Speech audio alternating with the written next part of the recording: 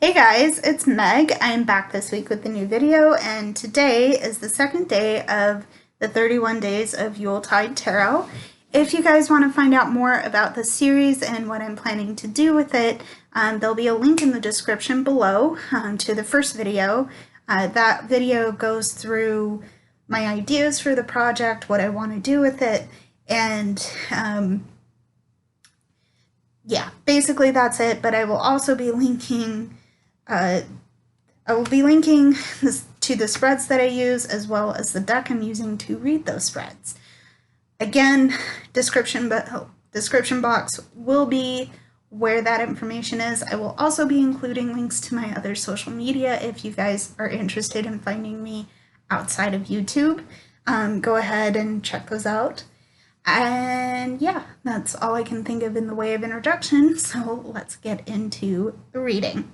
To note, I did write down all of my notes, so if you see me looking down in frame, I'm looking at my notes. I will make some changes to that because I don't think I'm being very effective by not looking right at the screen. So, to get into the spread I'm using is by the Butterfly Witch, and it's just a simple 3-card spread for Yule. How many times can I say link in description? Link in description to the spread. So the first card that I drew for is for the Knight, and this area concerns your shadow self and the spiritual matters that you may be experiencing. And the card that I drew for that is the 5 of Stones, and this is to do with endurance. And it suggests that it takes your inner strength and courage to put up a boundary to protect yourself, especially when you want to survive the challenges that life is throwing at you. For some of you, this may mean that you go into it and you address those things head on. For some of you, that might mean withdrawing and taking a step back from those emotional traumas to focus on getting your feet back under you, and maybe that might mean pushing away things that you may have valued before.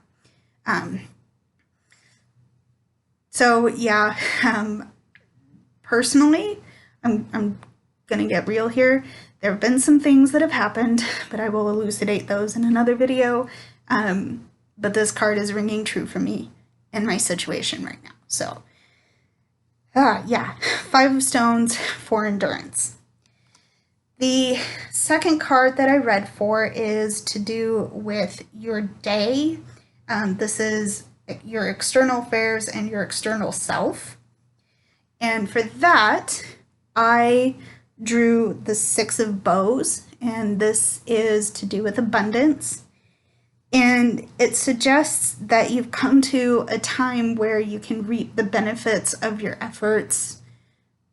It says during the summer months, but it's to do with the abundance that you gained in your past. And it also suggests a time that you can accept rewards and blessings from that endurance. So whatever it is you've put your efforts towards, you'll start seeing results, and you'll be ready to expect that. In this case, it also says that these blessings will be bountiful and they'll be rich if you attend to those things. So yes, you put the effort in initially, but you have to keep putting it in order to see those results.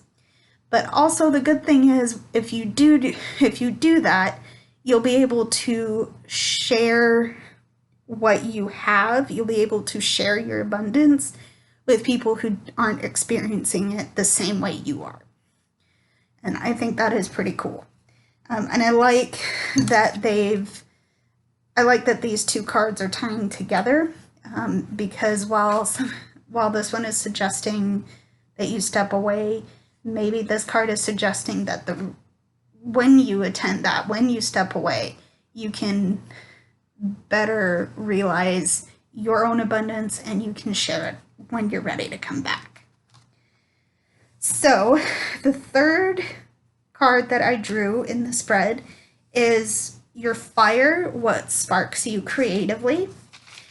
And I got the Queen of Vessels, and this, the animal, I guess you could call it a correspondence. The animal correspondence is the salmon.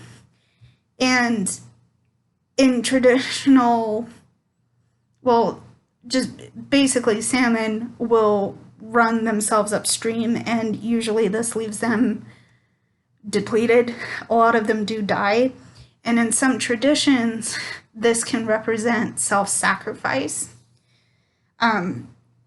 So as far as a person in your life might be concerned, this may represent a person who is kind, they're sensitive, they're big-hearted, they're intuitive, and they're deeply empathic. If it's like, let's say you have a project going on, you're able to proceed very well, things are going great, you're displaying some emotional maturity in this case, but it could also mean that you are having, like, you're experiencing comfort and dreams and psychic dreams and perspectives. There's a number of other things that I could list here, but I will actually put the quote from the book because it's literally this big paragraph. But yeah, this could also represent someone who tends toward self-sacrifice and oversensitivity rather than protecting themselves. So perhaps, I'm going to put the card out of frame. You know what this is. Perhaps it may indicate a person who's deeply loving, but also might be impressionable, and that's how they get themselves into trouble in their situation. Whew. So that was the 3-card spread, and like I said, this spread, it's kind of touching a nerve with me right now because of some situations that happened to me earlier this month. But yeah, it's gonna be okay. It's gonna be okay. I'm gonna be okay. So that is it for the spread. Again, if you'd like to see more, check the description box, and I will be back soon with a new reading. Thank you for tuning in, and I will see you soon. Mwah. Blessed be.